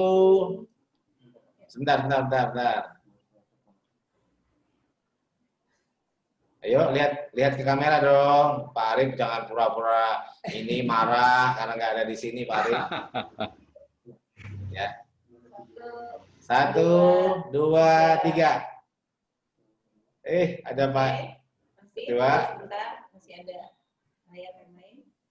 Masih satu, ada layar lain nih, 3 layar lagi.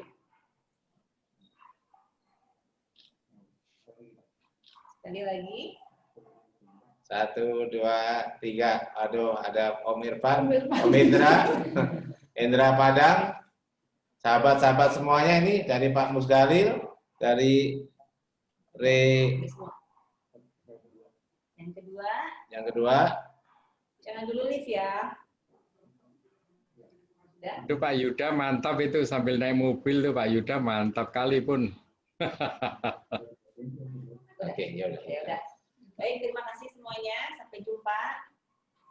Terima kasih kawan-kawan di Sumatera, Kang Indra, Pak Musdalil, terus teman-teman yang lain yang saya sebutkan, dari Palu juga ada tadi, dari... Ya, ada dari Kepri itu, ada Pak Tri juga dari Kepri.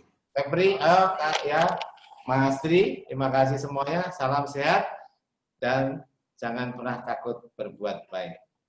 Terima kasih sekali lagi, salam sehat, selamat makan siang, sampai ketemu Pak On, kapan-kapan kita akan ada seri kedua kalau ada pertanyaan mengenai hal-hal yang lainnya. Nanti juga kalau BJB mau, juga akan kita bikin kajian bagaimana BJB bisa merebut pasar gitu. Nah, kalau itu ada angkanya. Ya, setuju. Sekali lagi terima kasih, tepuk tangan bagi kita semuanya. Mantap. Dadah. Assalamualaikum warahmatullahi wabarakatuh. Waalaikumsalam. Salam sehat, salam tangguh. Sehat. Pak Pur. Yuk.